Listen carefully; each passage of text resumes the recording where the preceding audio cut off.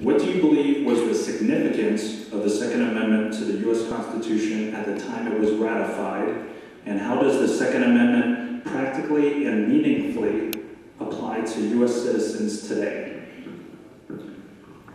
Well, at the time that the amendment was ratified, so we didn't have as much of a standing argument, or really a standing argument in this country. We needed to have militias available, local militias available to provide for the national defense, which, as we've stated before, is the primary responsibility of the federal government.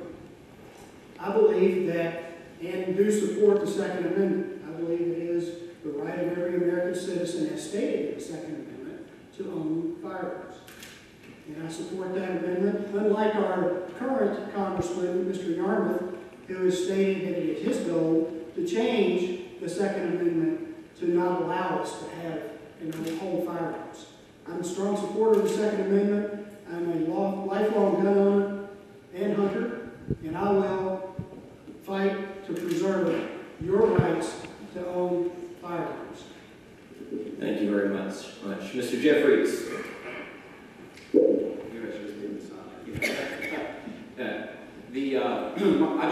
I believe firmly in the Second Amendment and the right to bear arms. I think that, again, when it was first became law and it was became part of the fabric of our country, it was, again, to provide for the national defense and to help provide for the national defense.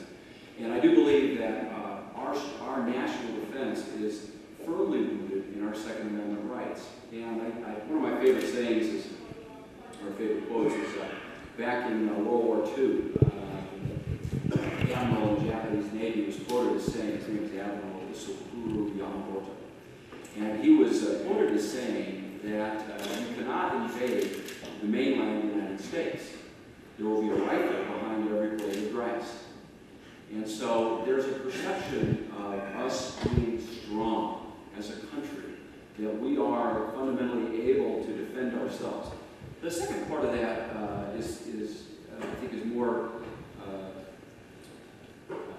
sublime, I suppose, and that is that I think when our founding fathers and the people who originally crafted a lot of this legislation thought about it, they still were reflecting back upon the tyrannies that they had left and the oppression that they had left in the countries that they had left to come to the United States for. And they believed, I think fundamentally, that not only was their right to bear arms to defend themselves from foreign invasions and from foreign influences, but also to defend themselves from oppression and defend themselves from tyranny. And I think that's some of the basis for why we have that today. Thank you very much. Mr. Houseman, your response. I'm a strong Second Amendment supporter. I'm a gun owner. I'm a hunter. I believe that the Constitution is very clear, but it does allow us to keep and to bear arms. I do believe that initially the main reason for that was to have a strong national defense, to have people who were quartered with a certain amount of ammunition. Even they were encouraged, if you were able-bodied, to have certain numbers of rifles and ammunition for each man 17 years old to 60-something years old, I believe is the way it was originally promulgated. So, yes, on strong gun rights, and I want to agree with the people who've spoken before me. It was also designed to prevent tyranny from within as well. Well-armed people are also, yet again, another set of checks and balances against what became a powerful federal government. Thank you very much. Mr. Lowry, your response. Okay, when you read the Constitution, the Second Amendment is very clear. It's very easy to read. I just happen to have it in my pocket. It's only 4 pages long, the entire Constitution. It says, a well-regulated militia being necessary to the security of a free state, the right of the people to keep and bear arms shall not be infringed. To me, it is so clear. Our founding fathers knew what the circumstances were at the time that they framed this Constitution, and they wanted everybody in society to be able to pick up their long rifle and go out and defend America. And they said to make it more regular. That's what well-regulated militia is. I've been in the Kentucky Air National Guard for 20 years. That is basically the modern-day militia. And I can tell you on September 11th, when I watched those planes run into that building, I went to my closet, I pushed aside my UPS uniform, and I put on my military uniform. I called my wife and said, come home, things are bad, I'm going to the unit. And that is what the intent was. much, gentlemen. Our next question comes from Sherry Quinn, Campaign for Liberty. Sherry, your question for the candidates. This is a multi-part question. I want you guys to listen carefully and do your best to answer all parts of the question. About 3 of the parts are simply yes or no. So here we go. What role do you believe that Congress should play in monetary policy specifically?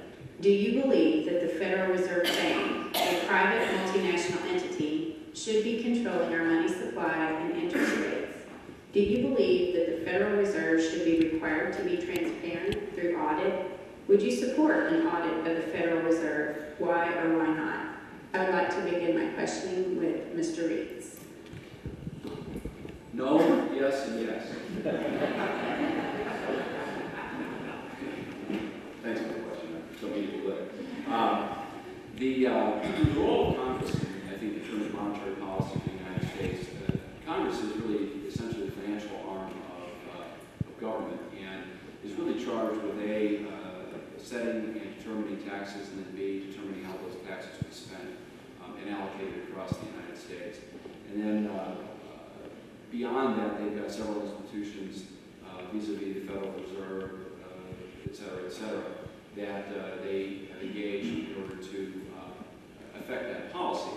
And they give them some autonomy with which to do that, and sometimes that autonomy, as we've seen recently, has been abused, or we believe is being abused. And so I would support fully an audit of the Federal Reserve and a more transparent process and policy with which they administer monetary policy in the United States. At the end of the day, our government needs to make sure that the folks that are in, or voters need to make sure that the folks that are in Congress have the capability and the wherewithal and the knowledge in order to be able to manage this fiscal responsibility. Part of the problem that we have today is the fact that there's very little financial acumen within Congress. If you were to take 435 congressmen and sit them down and ask how many could read a profit and loss statement or balance sheet or cash flow statement, you'd probably find very few. And yet they're tasked with the responsibility of managing $3.6 trillion budgets, of which $2.2 trillion of that is your tax dollars, and $1.4 trillion of that is the debt that they take on the government. We need people who are fiscally more responsible and more sound in Congress to be able to manage our budgets. Thank you very much. Mr. Houseman, your response. Yes, Congress has the authority to regulate and to print our money and to regulate our currency. They exercised that authority in 1913 by creating the Federal Reserve. I believe the Federal Reserve should be audited. I believe it should be completely transparent. I believe that we should look long and hard at the results of that survey and what we get back in terms of truly making decisions about what it is that they're doing. We don't know what they're doing. We know they have $5.3 trillion worth of stuff on their books right now, which is literally just thin air. They buy our own treasuries in order to keep the price up and the rates down. The only reason that we don't have a higher interest rate right now on our national debt is because we buy our own debt and put it on our books and don't charge ourselves interest for it.